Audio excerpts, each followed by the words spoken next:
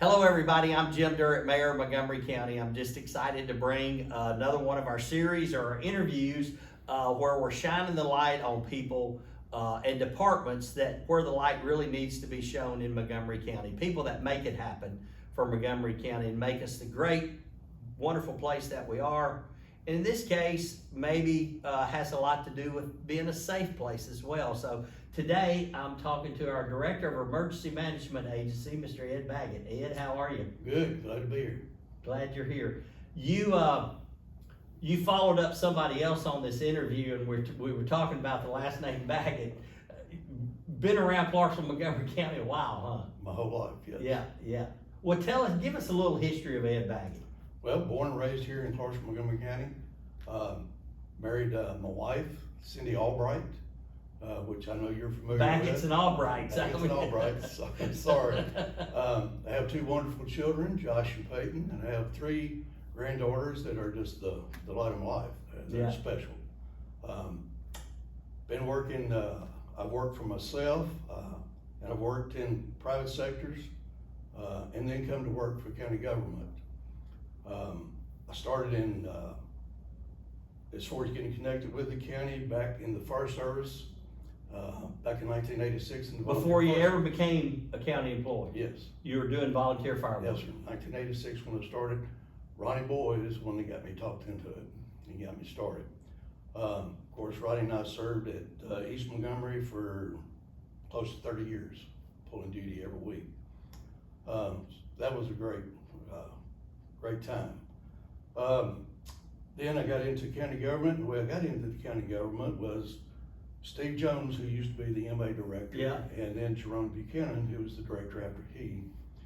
They're all good friends of mine, all with the fire service, take the EMA. And that's how I got familiar with EMA, and Steve and Jerome kept pushing me, and that's how I got involved. So what was your first job with EMA? My first job was assistant director. Assistant director? Mm-hmm. And you've been doing that for how long? 9 years. 9 years. But volunteer firefighting for 35. 35. And I think what a lot of people don't know about Ed is you're actually the appointed fire chief of Montgomery County. Yes, sir. And so I want to talk about that a little bit, Ed, but I don't want to get too far off the emergency management side, but I think the fire aspect of it too is because you have people that work for you and y'all are responsible for organizing all the training for the volunteer firefighters, a lot of that, and I want to talk about some of that. But as far as emergency management goes, I don't know that people realize the vital role that EMA plays in our community, and I'm gonna say some things that I would probably want you to say, but like the local industry, it's got an acronym to it. LEPC. Yeah. So just talk about that a little bit. Yes, that's the Local Emergency Planning Committee. That's something we are involved in. A little disheartened when the COVID hit because the connectivity there sort of died off. Right. People not wanting to get together, and which I understand that, we shouldn't. We've done webinar, WebEx stuff with them, but we didn't have the participation that we was having beforehand when it was in person. Right. We are now at the part that we're trying to build that back up, trying to get that relationship going again. It's very important to our people in the industrial park, to those industries, to work together and know what each other's doing in case we have an emergency in that area. Right, and so basically people in their safety departments are all part of that committee, and y'all come together and you collaborate, you talk about things, and if something happens, we can do this, we can do that, resources that other factories have, et cetera, et cetera. Right, and that's the whole process of it, to get them together so they know each other. In case some emergency does happen, they know how to react to it. Yeah. And that's part of the planning, your pre-plans, your tier twos that are turned in. What kind of chemicals and stuff do you have on site? And if we know that, then we can plan for that. We need more of them involved. We do need that. Honestly, over the past few years, we haven't had that good a participation like we wanted. They're all invited. We send them stuff every month or every other month when we have our meetings. But we usually have somewhere 6 to 10, not over 10 will show Yeah. up, but we'd like to have them all. But pre-COVID, you were having pretty big numbers at We those was having meetings, good cause turnouts, I've been to several of those Yeah. meetings, yeah, And we had some good turnouts. yeah, And good participation in them. yeah, We had a few of the meetings in the industrial park. Tried to have luncheons and stuff to get more people involved. right, right. So what are some other roles of EMA? One of the main roles is hazardous mitigation plans. Our planning is a big role in the department, whether it's hazard mitigation, pre-plans, or preparedness plans, or emergency response plans. Of course, we work with every department in the county and city on their plans. If anybody's struggling with their plans, we're glad to help them. I've got a planner, actually got a new planner starting a week from Monday. But that's what their main job is, and their goal is to get the plans in place. Right, and I know y'all do tabletop exercises with We different do. agencies, Mhm. all of that, and I think one thing that the community probably doesn't know about is that, depending on what we're getting from National Weather Service or whoever, it could be a snow event, it could be, potentially tornadic straight line wind event. We open the Emergency Operations Center a lot more than people ever think we do, don't we? Correct, yes, sir, we do. Yeah, And we stand by and we watch it to make sure, really what we're watching for is during ice storms and stuff, is really where you're gonna have your big impact. right, Or tornadoes or high winds, right, straight line winds. When people start losing power, that's when we get real concerned. Roads and stuff, people can stay off the roads, but you gotta have electricity. right, So that's what we really watch for. We're actually looking at a new system that I'll be catching you up on a little later. A new weather system that we wanna look at, that we've seen this past week at our EMAC conference. Looks great, but we need to dig a little more into it. I think it may be a big help, and big benefit to us. and the EOC, what I don't know that people realize is that technically, when the EOC is open, there should be representatives of every first responding agency, a representative from the mayor's office, it's really all hands on deck. Right. And so as things are happening out in the community, it may be something that you get from the sheriff's department that may intertwine with EMS, that may intertwine with, it could even intertwine with the county highway department or the city street department. True. But it's kind of the center for all the information to come to, and that way resources can be allocated as well. Exactly. That's Yeah. what it's for. And in case of a disaster, you have somebody, a representative from each department that's gonna be a part of that program. It could be, street department, highway department, electric department, whether it's CDE, CEMC, your water departments, whoever whatever area it's affecting in, somebody from the school system, and so forth, of course, from city mayor and county mayor's office too. What's been the biggest, And go ahead, you go somebody ahead. from the council budget, Yeah, because there could be money involved. always gotta have the money man there, don't you? That's right. So, what's one of the bigger events that you've been involved with? I guess probably the biggest one is the tornado that come through Farmington. Yeah. Mhm. Yeah, that was what, 3 years, 4 years ago? Almost 4 years ago, Yeah. about 3.5 years ago. Hit down in Woodlawn and then Come through Dodsonville Road and then Farmington. yeah, So we had 2 locations we were working. yeah, Actually, Rodney went to the one off Martin Road in Woodlawn, and then I was at Farmington. yeah. Yeah. Yeah, and coordinating resources. Yes. Wow, what's a typical day look like for you? Or is there a typical Quite day? honestly, there's not a typical day.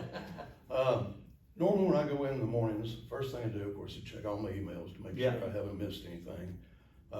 And most of the time I receive something from TEMA or FEMA or the Fusion Center or cybersecurity updates. So I'll go through all those, and then I'll check with all of the individuals in the department, making sure everybody knows what everybody's doing for the day. Yeah, That's our typical day gets started, and we start, and of course it can be changed in 5 minutes with the right call. Right. We get a hazmat call for, say, a semi turned over on the interstate, leaking diesel, oil, or all types of fluid. Then one of the hazmat guys go to that and do the mitigation on it. If it's a structure fire, then my 2 training officers who are paid in the fire department, they will go to the structure fire along with, I'll send Randy. He's part fire and part EMA. So you never know what could be a typical day is nothing what you plan. Yeah, and when I was asking you about stuff, I was talking about, I was really focusing more on weather. I'm kind of this weather junkie for some reason. I don't know why, but I mean, a typical day like today that's beautiful, sunshiny outside, there could be a hazmat event that, nobody ever thinks about or knows about because the weather's beautiful. True. Something like just a semi turnover, that could be several hours. Because if it's leaked, somewhere around 50 gallons or more, we have to call in a cleanup team. Mm-hmm. We have to notify TEMA. Once we get the cleanup team here, we have to get a contract signed, then we can leave the scene, but not until we get a contract signed in hand. And then once they complete, we go back and check it to make sure they've done everything they said they would do.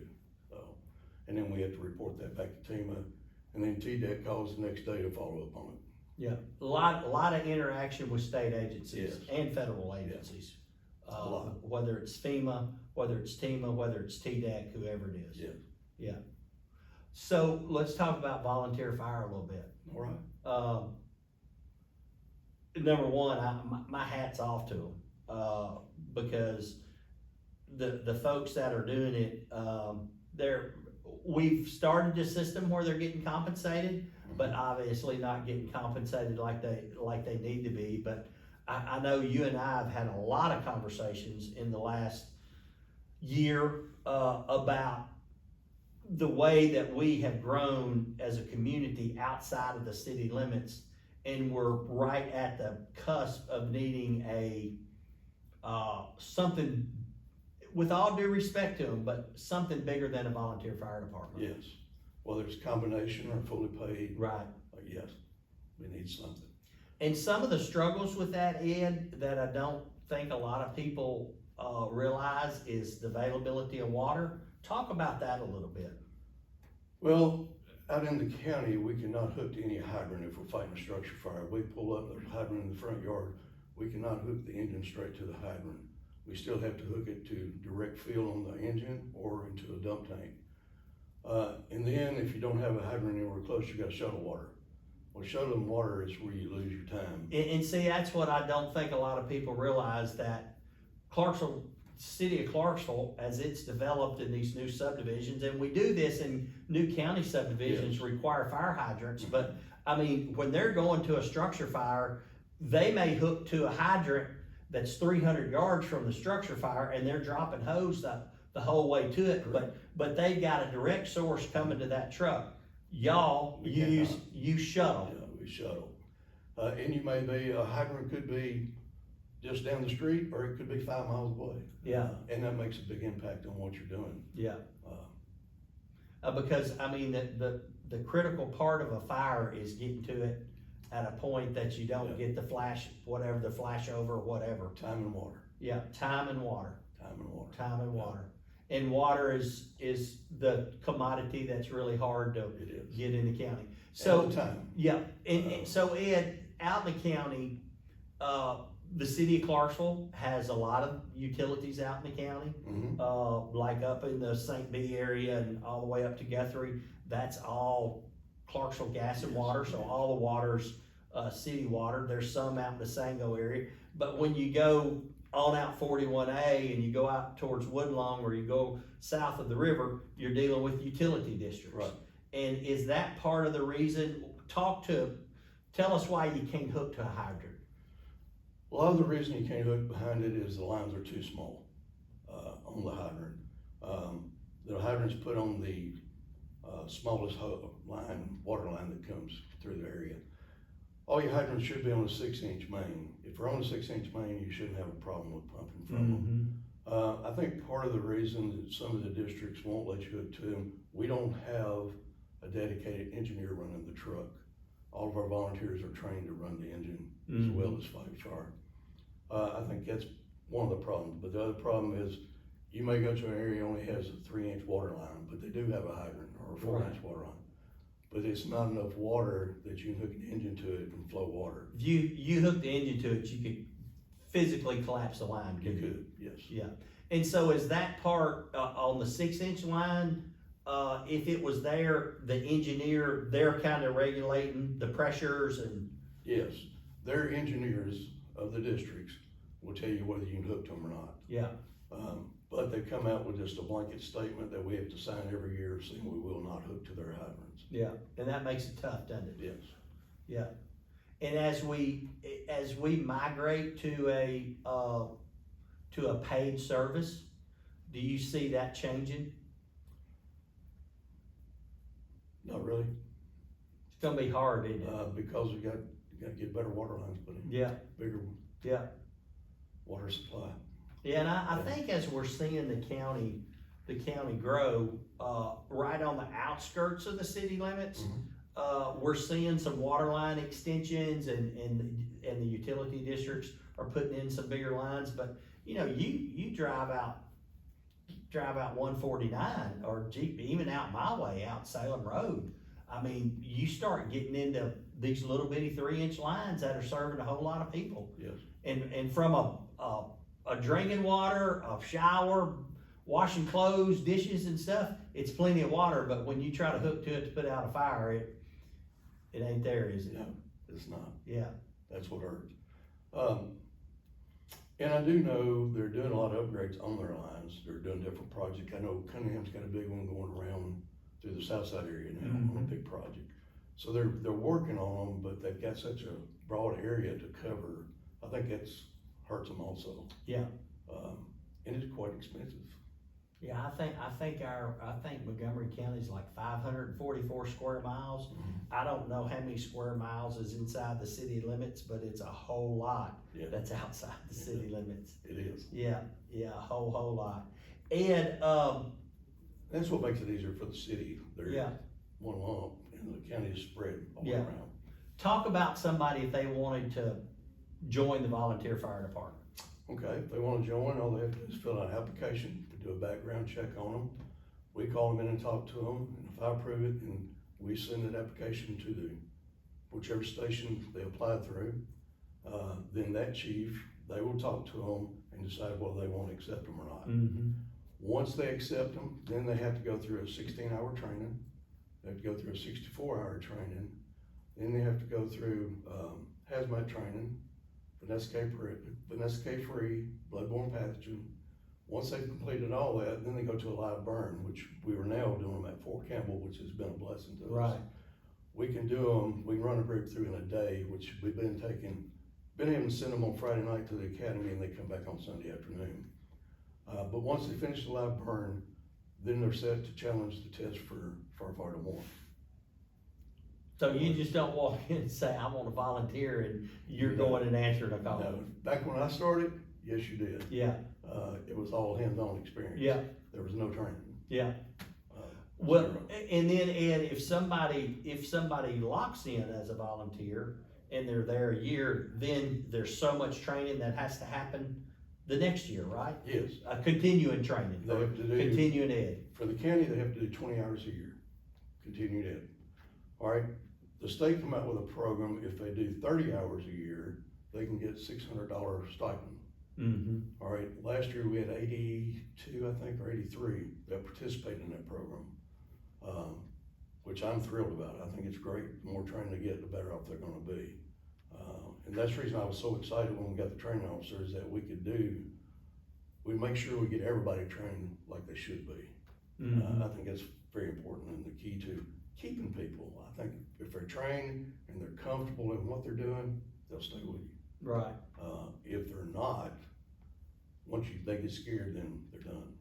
So this is probably gonna be my last question about volunteer fire, about fire, but it's a big role that you play in Montgomery County. So I think it's important for people to know. There's a thing called an ISO rating. Yes. And Montgomery County, talk about some of the things that the volunteer districts have done to help with that and really what it means to the average homeowner. Our ISO rating now, if we have a station within 5 miles of you, you get an ISO rating of 6. If it's outside of that, you're a 9 or a 10. Cunningham Fire District has a main station, have 2 substations now, and they're looking at a 3rd substation. If they get a 3rd substation, just about their whole community will be under ISO 6. Palmyra had a main station and a substation, and I think they need one more to have theirs in that same position. Woodlawn has a main station and a substation. I think they need 2 more to get theirs into that category. St. Bethlehem has a main station and they need 2 substations. East Montgomery has a main station and need 3 substations. And that's really based on land mass, isn't it? Yes. On travel distance within 5 miles of the station. Yes, Doug Cavalier lost PGIS, mapped everything when we started this program, trying to get into it to see where we needed the station to make the most impact. So if somebody lives out in one of those areas and got about an acre and a half, they want to donate for a volunteer station, we'll take it, won't we? Oh, absolutely. But that ISO rating, it's important because I know that it has an impact on your homeowner's insurance. It does. And it's a pretty substantial savings to go from a 9 or a 10 down to a 6. Yeah. And then if we add, in the future, paid firefighters to it, it will decrease some more. We can bring it down possibly a 5 or maybe a 4. That's awesome. Should be able to bring it down to a 5. But we'll know that until we get to that point. So what made you want to come to work for EMA? Just being involved in volunteer all that time? Yeah, and being involved with Steve and Jerome, over the years, which when I was working the company that I owned, a lot of times I go by there during the day and drop off paperwork and stuff. They'd be having a Homeland Security meeting or something, and I'd sit in on those. Just getting involved through them, and then them pushing me to move forward with it. And then Steve appointed me deputy fire chief several years before I became EMA deputy chief or deputy director. So it's kind of formed it into where I'm at. Yeah. And how I got involved in it. But I don't regret it one bit. I love it. Yeah. That's awesome. That's awesome. Would you, what would you say to some, would you recommend somebody that wants to serve their community to join a volunteer fire? Oh, absolutely. And what I tell all the new ones when they come in, if you have the will and desire to help somebody in need without expecting anything in return, you're a perfect candidate. And we're going to show you, we're going to train you how to do it. We're going to train you. Yeah. Yep. You'll stick with us, we'll put you through. Yeah. So lived here all your life. Yes, sir. What would you tell somebody that was thinking about moving to Montgomery County? Why should they move here? I love it. Of course, I've been here my whole life, but I would say this, that we have great people here in Montgomery County. We have great leadership. You being one of them, along with our chief of staff and the county commission, been great for the community. But I think our school system, we have a wonderful school system in place. We have Austin Peay State University here in our door. We have great Who parks. you're a huge supporter of, by the way. Yes, I am. Yeah. And we have our parks and rec. We have beautiful parks. Plenty of place for activities and sports and stuff. And I just think it's awesome. We've grown so much. Of course, right now I think we're growing too fast, but it's we'll get there. Yeah. Well, and I've lived here all my life too, and I've seen a lot of change. A lot of it's been good, yes. But grow's hard. It creates lots of challenges, and I know that. And what would you say would be one of the most gratifying experiences you've had since you've been with county government? I think helping those people like the tornado, helping those folks get through the process of when their homes are destroyed, whether it be working with them to get them through the FEMA process, individual assistance, or public assistance for the county. I think that's my most gratifying, is to be able to help people. Yeah. During their time of need, because it's tough. You sit there and watch everything blow away. very difficult. Yeah, I know, and you know, when the tornado hit, out there in Farmington, it was almost like it chose certain houses to hit. Yeah. And it's so weird how those storms are. I mean, I'll never forget, I don't know the intersection, but there was one house on the intersection that was just, I mean, it was just flat. Yeah, it looked like it blew up. It was flat, and then there was others just right beside it that, you know, some shingles were off the roof. But the amazing thing about that, and I think this is kind of who you are, and I saw it that day, that a group of individuals cleaned that whole lot up by hand, Sure. hauled it to the road and put it in dumpsters that we were providing. Yeah. And it was just amazing to see that. Yes. And they'd go through and they'd save all the household belongings and everything, but all the scrap, all the rubble. And I mean, at the end of the day, that lot was basically clean. And volunteers are amazing anyway. Yeah. You know, that day, or the 2 days after that even, we had more volunteers than we could actually manage. I mean, we had a lot of volunteers. And that's what started your career with Montgomery County, being a volunteer. Yes. Man, I sure appreciate you. Y'all do an awesome job. And really, a lot of people don't hear about EMA. They don't see it, but y'all do so much behind the scenes, and also with what y'all are doing with our volunteer fire department. I sure appreciate you, man. I'm very grateful for your service. Thank you. Thank you, Ed.